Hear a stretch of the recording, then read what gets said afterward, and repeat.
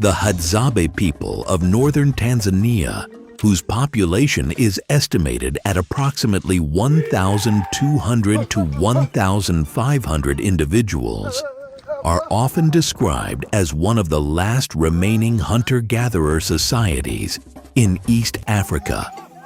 Living primarily around Lake Eyasi in the Rift Valley, they maintain a way of life that many anthropologists believe closely resembles aspects of how early human beings lived before the rise of agriculture, cities, and industrial civilization. For the Hadzabe, life is not organized around accumulation, storage, or long-term material planning in the way modern societies function. Instead, it is organized around immediacy, mobility, cooperation, and a deep, intimate connection with the land. They do not build permanent settlements or store large quantities of food for the future. When they are hungry, the men go out to hunt, often targeting animals such as baboons, antelope, or birds, while women gather berries, tubers, baobab fruit, and honey. Food is shared within the group, and meals are eaten collectively. This practice of immediate return subsistence means that resources circulate quickly and social bonds are reinforced daily. Anthropologists often describe the Hadzabe as living in an immediate return economy, where wealth is not accumulated but shared, reducing inequality and limiting social hierarchy. Their connection to nature is not merely practical, it is philosophical and spiritual. The Hadzabe see themselves as part of a living landscape rather than separate from it. If an area becomes dry, depleted, or uncomfortable, they do not attempt to manipulate the land extensively through irrigation, construction, or technological intervention. Instead, they move. Mobility is their solution to ecological imbalance. They believe that the earth has its own rhythm and healing capacity. When they leave a place, they trust that it will regenerate in time, and after months or seasons have passed, they may return to find it abundant again. This approach stands in sharp contrast to modern industrial societies, which often respond to environmental stress by intensifying extraction or altering ecosystems through engineering and infrastructure. Where modern civilization seeks control, the Hadzabe practice adaptation. Where modern systems strive for permanence, they embrace transience. For them, harmony with nature is not an abstract environmental slogan. It is a daily survival strategy and a moral orientation. Observers frequently remark on the apparent ease, laughter, and relaxed social atmosphere within Hadzabe camps. While no society is free from conflict or hardship, studies of hunter-gatherer groups, including the Hadzabe, often report relatively low levels of material inequality and a strong emphasis on egalitarian decision-making. Leadership is informal and situational. There are no rigid chiefs with coercive power. Influence arises through experience, wisdom, and respect rather than force. Both men and women have voices in camp discussions. Anthropologists studying the Hadzabe have described their social organization as highly democratic in practice, with consensus playing a central role in group decisions, including when to move camps or how to resolve disputes. Gender roles among the Hadzabe are distinct but interdependent. Men primarily hunt, an activity that requires skill, patience, strength, and deep knowledge of animal behavior and landscape patterns. Boys grow up learning to track animals, use bows and poisoned arrows, and endure long hours in the heat. According to cultural norms described by many Hadzabe individuals, a young man is expected to mature physically and socially before marriage, typically around the age of 21. Until then, he practices hunting, develops endurance, and demonstrates his capacity to provide. The belief is that a man must prove his readiness to support a family through his competence and resilience. Masculinity is not defined by accumulation of wealth, but by demonstrated ability to provide food and protection. For women, gathering is equally essential. Women collect plant foods that often provide the majority of daily calories, especially during seasons when hunting yields are uncertain. Girls grow up learning which plants are edible, how to dig for tubers, how to identify ripe berries, and how to process baobab fruit. Cultural norms often indicate that girls should wait until around the age of 17 before choosing a spouse. The belief expressed within the community is that before this age, a girl is not physically or emotionally ready for childbirth or the responsibilities of marriage.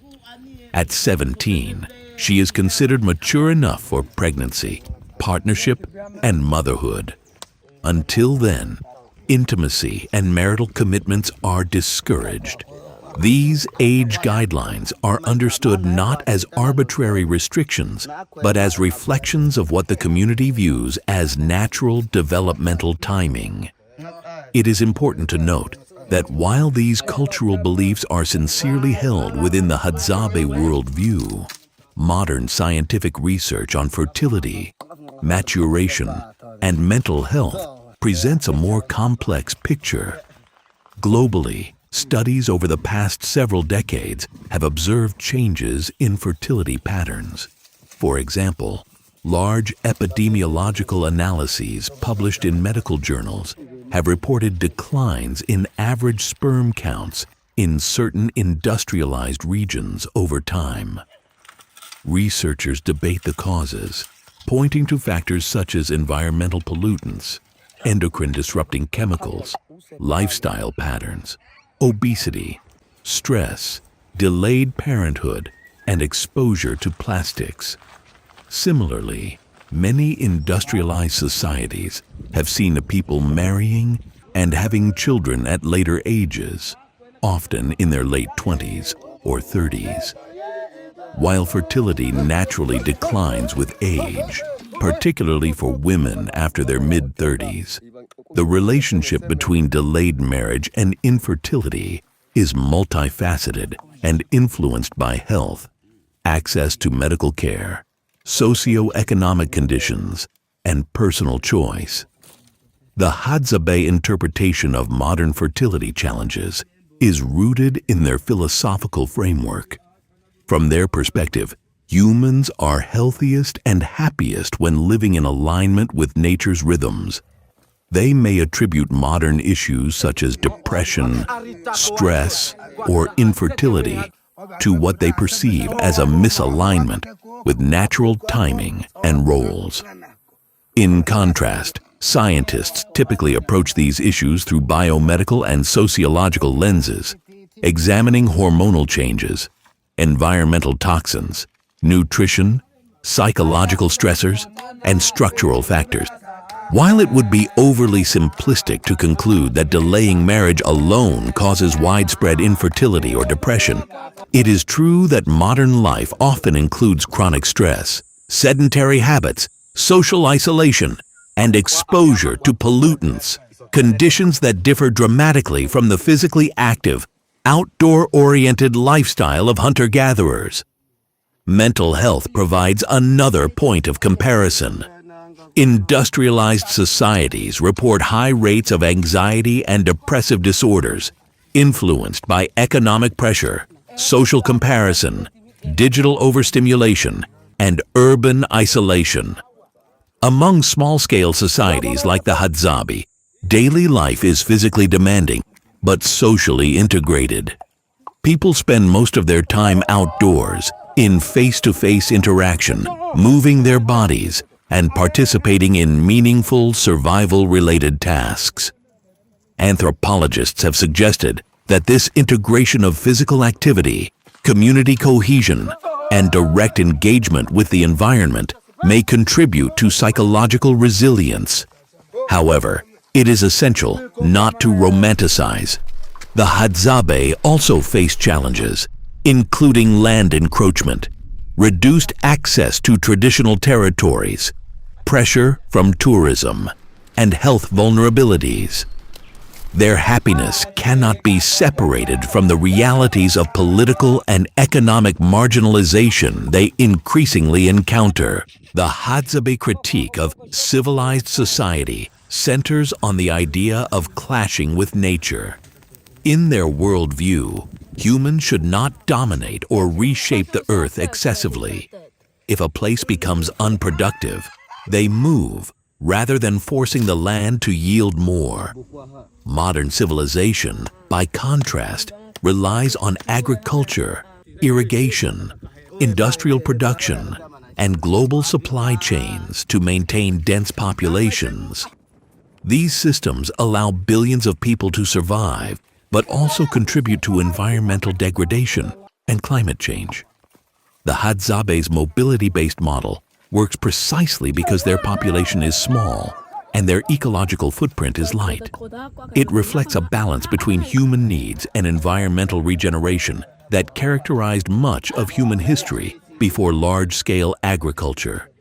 Their pride in their culture stems from continuity and identity.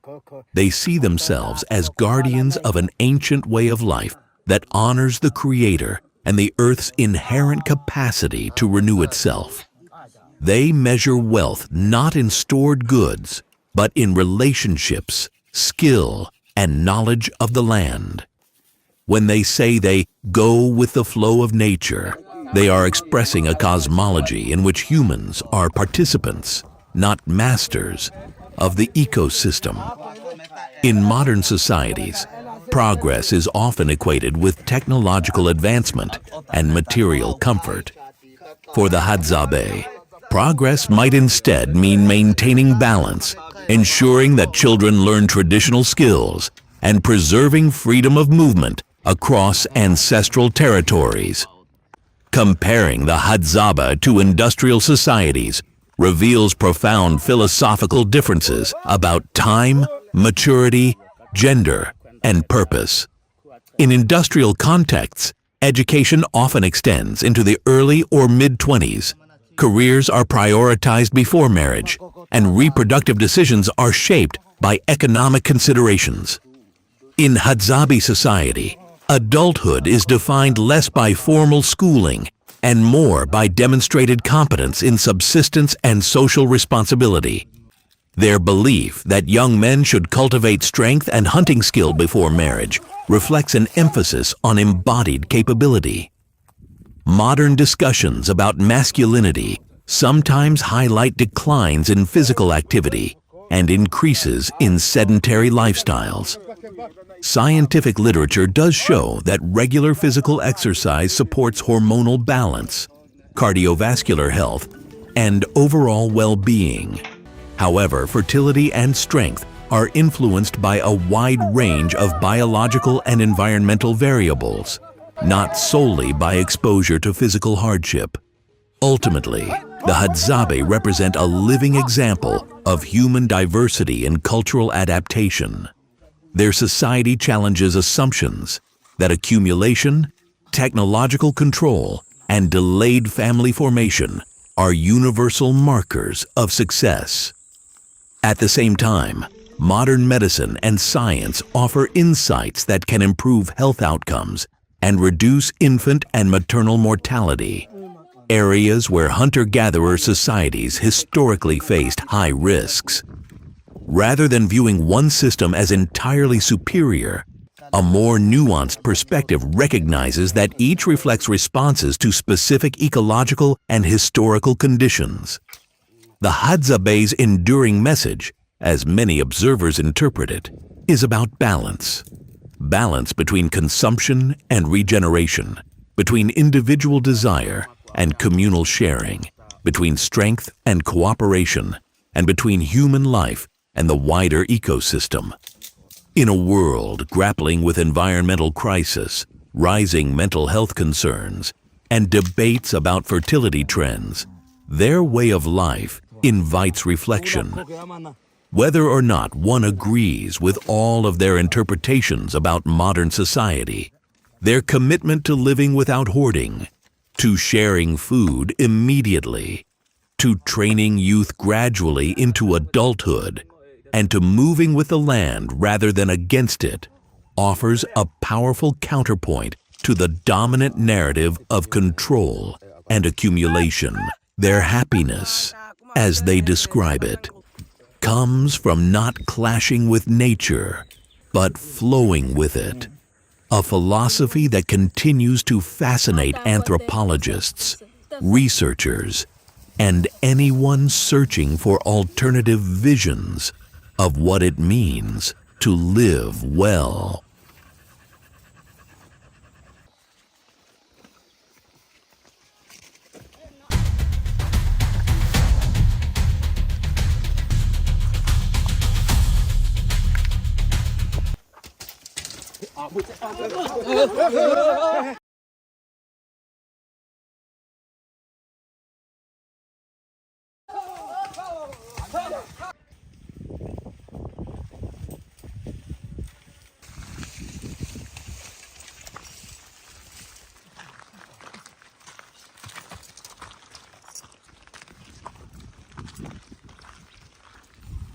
Elias!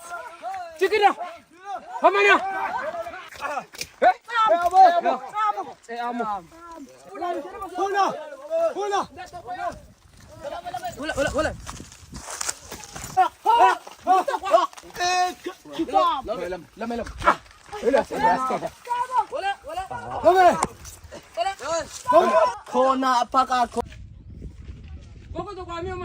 Isakwa anqetsha nakabita aqhota agota ando uwe kwaqale ukitathia anqoja kwatbona kuko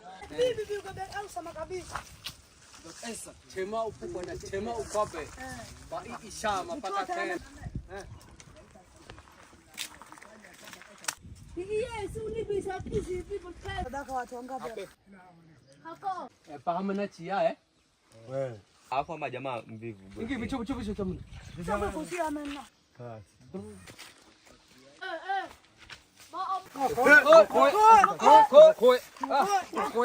Yo ta gota zata tsana ko khata ku ba tu khata ne ku sabi ta ga ta neko. Kwa tete ama shokwatea za ta kuyoba.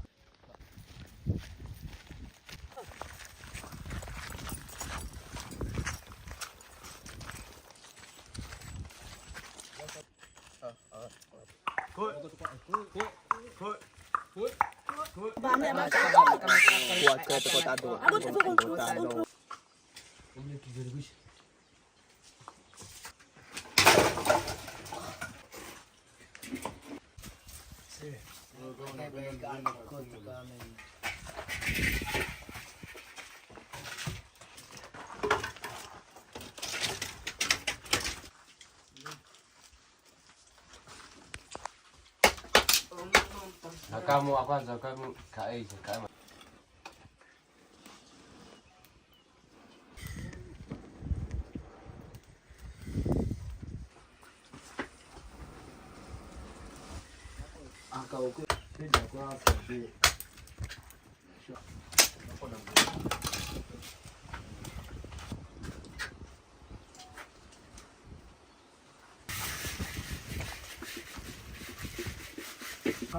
ya manzana mke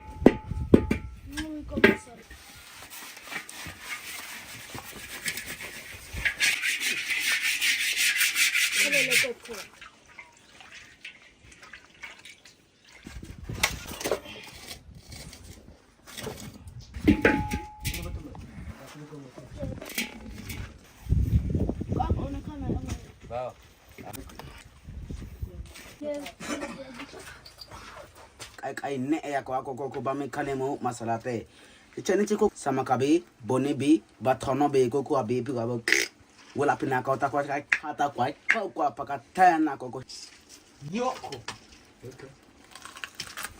ego kwa me ko kwa otia ka o mago ama ka china le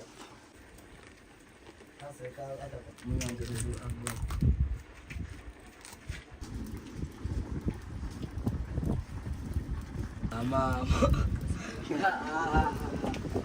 Kuat kata makat. Aku kapatnya.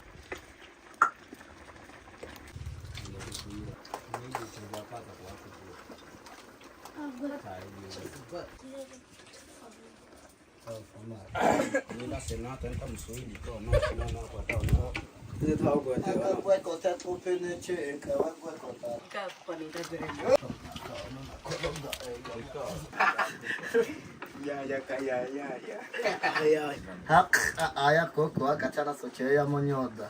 Kamu aku yang itu apa koma ini? Aku amonga euma. Ona kwenye kujia kwa hata kwa hiyo kishago kwa mama beti. I got a polo. Ya ndo i Gweko tita tako. Nka imi na ama nga i. Wena asi monyoda piso amoya mo. Nta i. Saka itu. Saka bang. Hapo. Mwesidupu katika nasa. Leo ninazama. Tesa sana wataenda. Kota anu eko kwa matango kwa kota ota. Hapo ndani. Wana siana igogo. Hapa pekee kama na. Utabeta kwa basi kwa Neko. Kuna kosa na. Di no to ngane damo ko uba ko na dugo. Ya ba ina cita ba to soka beti be kata. Utabeta ba yo sama ka to wana ni.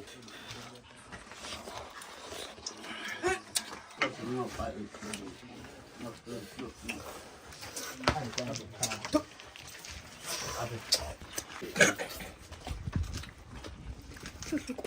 Sa ko shina atulun mo egwe ko ochanga gwe ko. Nche.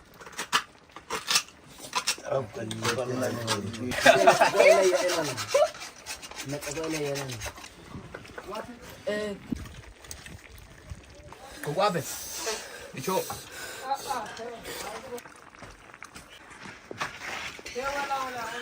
Dan chamana. Ding beta.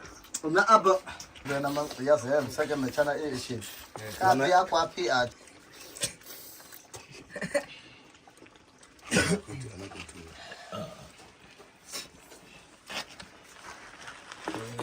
Kudada.